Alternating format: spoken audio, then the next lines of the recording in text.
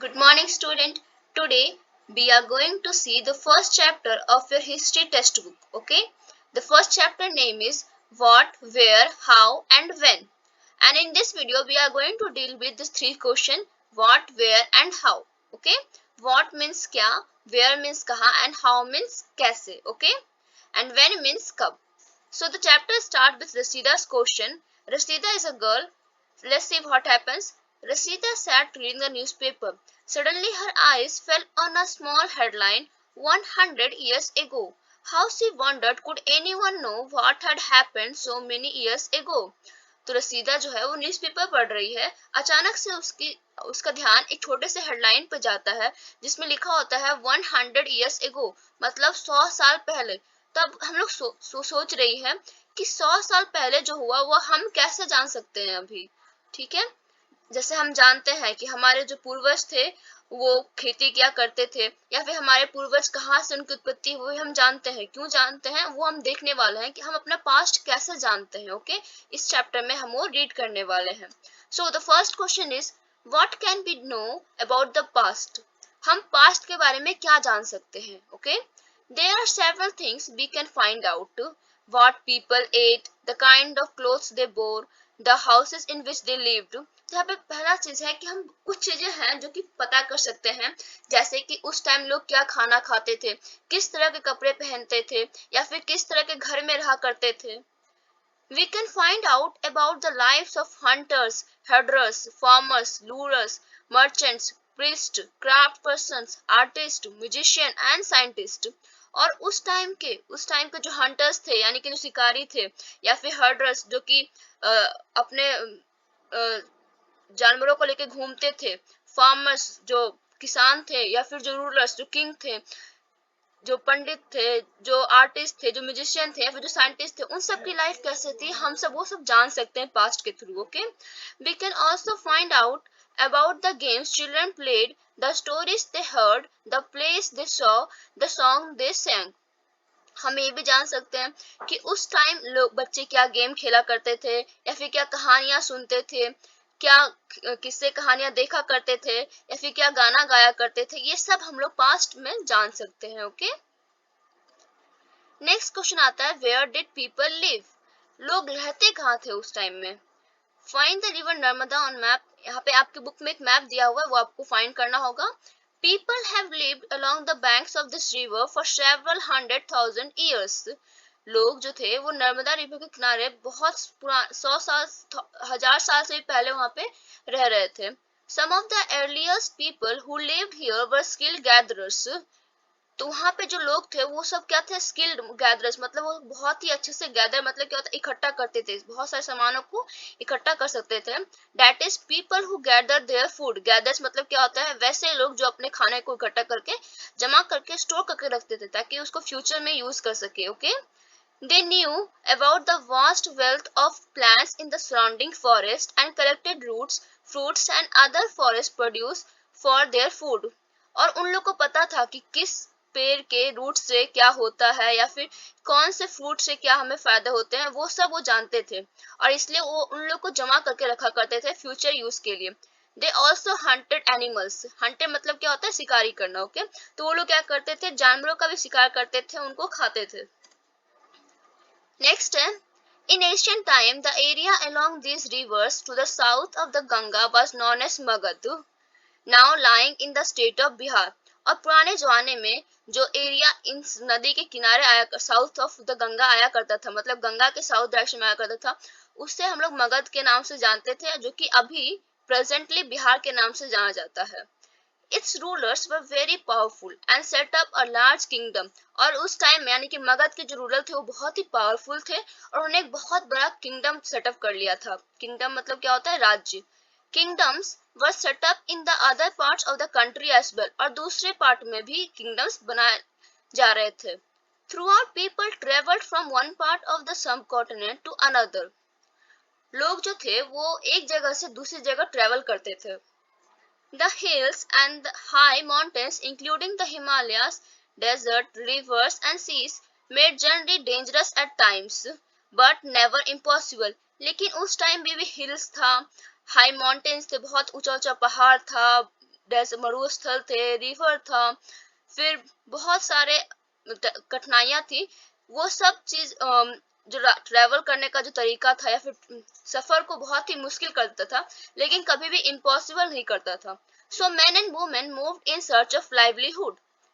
इसलिए बहुत सारे लोग अपनी लाइवलीहुड, अपने जीवनचर्या के लिए घुमा करते थे। As also to escape from natural disasters like floods और ड्रॉट्स। और कभी काल जो नेचुरल क्लैमिटीज होती थी, जैसे कि कभी काल बाढ़ आ जाना या फिर सूखा पड़ जाना, तो उन सब से बचने के लिए भी लोग एक जगह से दूसरी जगह ट्रेवल किया करते थे। Sometimes men marched in armies, conquering others' lands. और कभी काल तो लोग एक झुंड बनाकर आर्मी की तरह जाया करते थे और दूसरे के लैंड को जीतकर उसे अपने हक में कर लेते थे, ठीक है। Beside merchants traveled with carnavas or ships carrying valuable goods from place to place.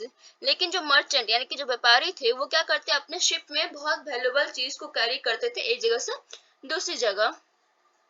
And religious teachers walked from village to village, town to town, stopping to offer instruction and advice on the way. और जो teachers थे, मतलब जो ज्ञानी थे, पंडित थे, वो गांव-गांव रुककर लोगों को सीख देते थे, उनको सिखाते थे कि उनको रहना कैसे चाहिए या फिर उनको कैसे अपना जीवन व्यतीत करना चाहिए। Finally, some people perhaps traveled driven by a spirit of adventure, wanting to discover new and exciting places. All this led to the sharing of ideas between people. और वैसे ही ट्रैवल करते करते लोगों के बीच में शेयरिंग होना स्टार्ट हो गया। जैसे मान लीजिए कोई अगर नदी किनारे से आया है तो वो जंगल की तरफ अगर गया है तो वहां पे नदी के किनारे से उसको जो मिला है वैल्यूबल चीज वो उनको बताता है, और जो जंगल के पास रह रहा है वो उनको अपना वैल्यूबल कुछ आइडिया देता है। तो वैसे ही वो लोग आइडिया शेयर करके अपना जीवनचर्या स्टार्ट कर दिए। ये देखिए, ये पहले इंडिया का मैप है और यहीं पे आपको मार्क करना था नर्मदा रिवर, जो यहाँ पे दिया था क्वेश्चन में, find the river Narmada on map. And Ganga and it's tributary. Tributary means क्या होता है? ट्रिब्यूटरीज इज एक्चुअली स्मॉल, एक तरह का छोटा सा नदी से निकलता हुआ छोटा सा नहर टाइप पे, okay. These movements of people enriched our culture tradition. People have shared new ways of carving stone, composing music and even cooking food over several hundred of years. अब देखिए, ये जो मूवमेंट हुआ था, मतलब लोग जो ट्रेवल कर रहे थे, उससे क्या हुआ, हमारा जो कल्चर था, हमारा ट्रेडिशन, वो और ज्यादा फल फूल गया, ठीक है। क्योंकि हम लोगों ने अपना शेयरिंग करना स्टार्ट कर दिया, अपना आइडिया हम किसी और को दे रहे हैं, उनसे उनका आइडिया ले रहे हैं। जैसे यहाँ पे एक दिया हुआ है कि नए नए तरीके के खाना बनाना स्टार्ट कर दिए। अब जो नदी के पास रह रहा है वो मछली खाते होंगे, लेकिन जो जंगल के पास रह रहा है वो फ्रूट्स खाते होंगे। तो दोनों आपस में क्या कर रहे हैं, शेयरिंग कर रहे हैं। तो इनसे हम लोग का जो कल्चर है वो इनरिच्ड हो गया, ओके। नेक्स्ट आता है names of the land. Two of the words we often use for a country are India and Bharat.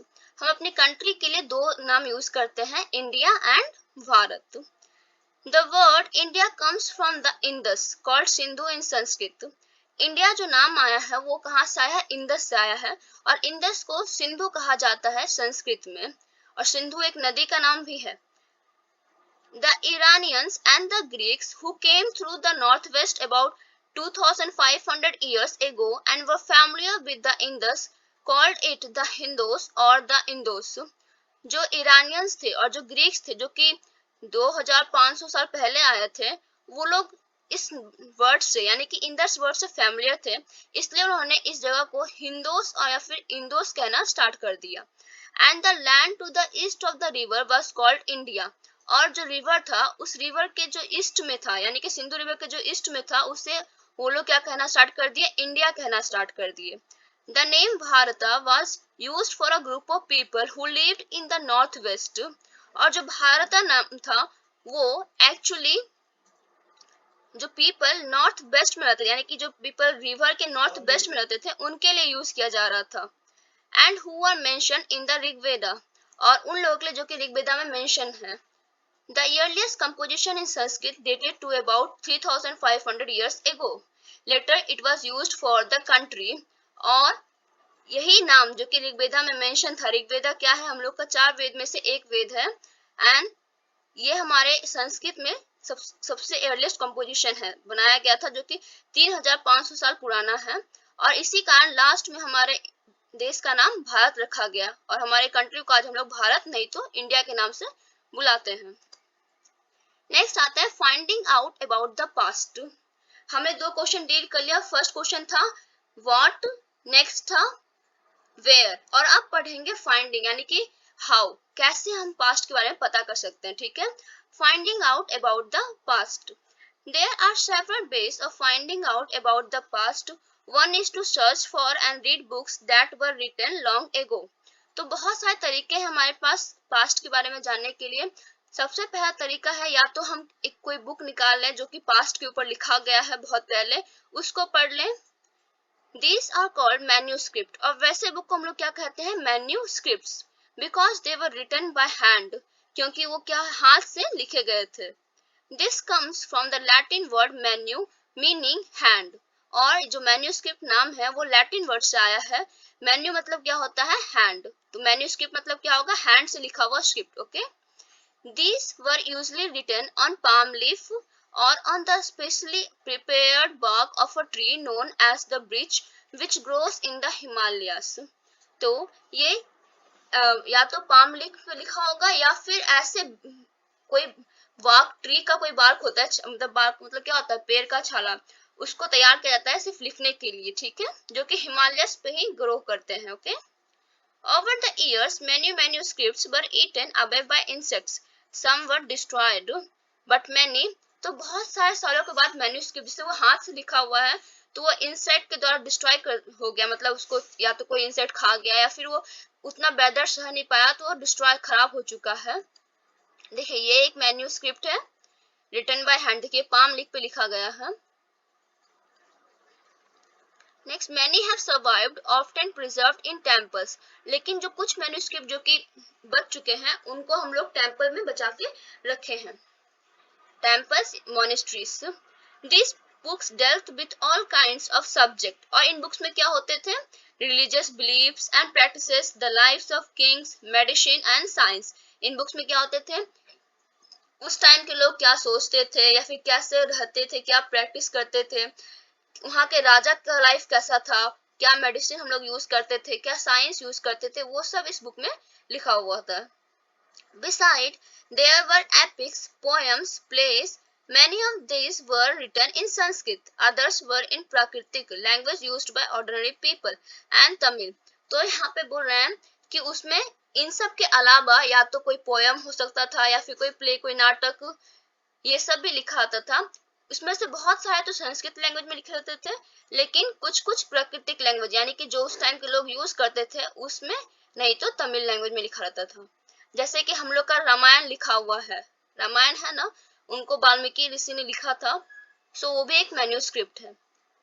We can also study inscriptions। अब हम पढ़ेंगे क्या, इंस्क्रिप्शन। अभी तक हमने पढ़ा था पहला तरीका क्या था, मैन्यूस्क्रिप्ट, एंड सेकंड आएगा inscription. We can also study encryption।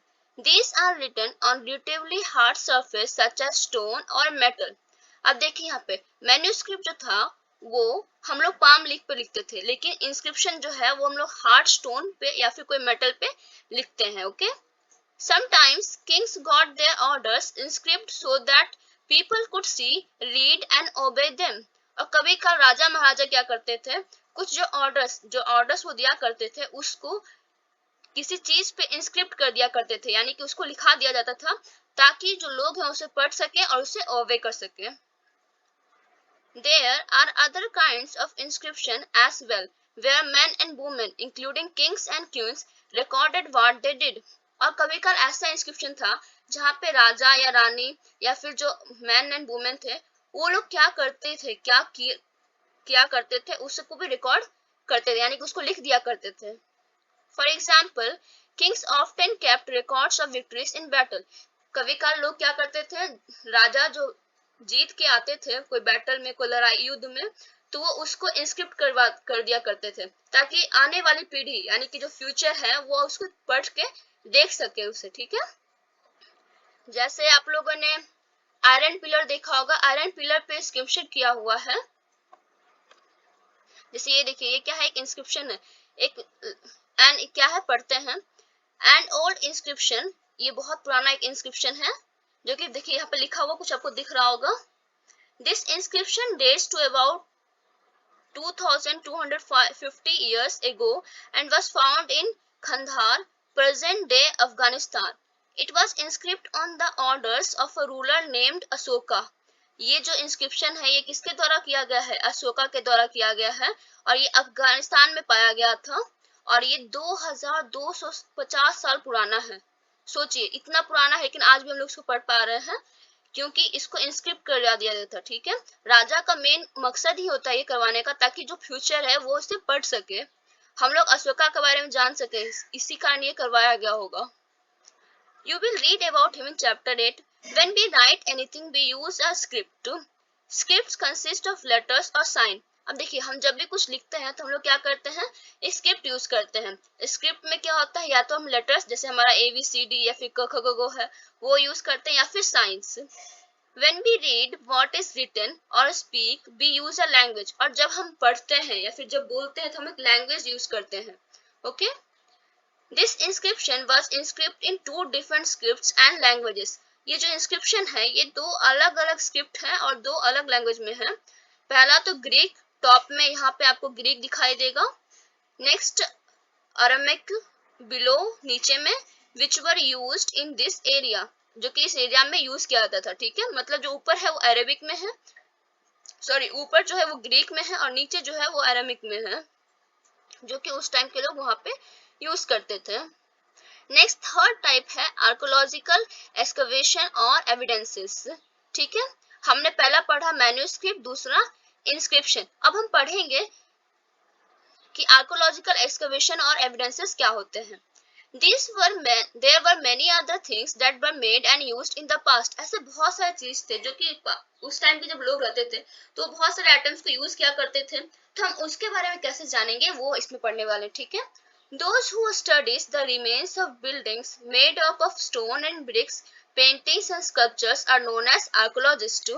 तो वो लोग जो कि पुराने बिल्डिंग्स के स्टोन या फिर ब्रिक्स या फिर पेंटिंग, स्कल्पचर मतलब पेंटिंग ही होता है, वो सब कैसे बना है, जो उसको उसकी पढ़ाई करते हैं उसको हम लोग क्या कहते हैं, आर्कोलॉजिस्ट।